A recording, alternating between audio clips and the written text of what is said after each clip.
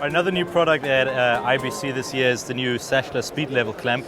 It's basically just a clamp that attaches to any ball mount tripod and allows you to level your camera off really quickly.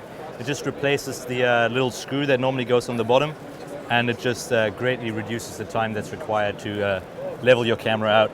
It's very stable, so you're not sort of compromising on your stability of your rig at all, and just saves you a lot of time in the field. That's it.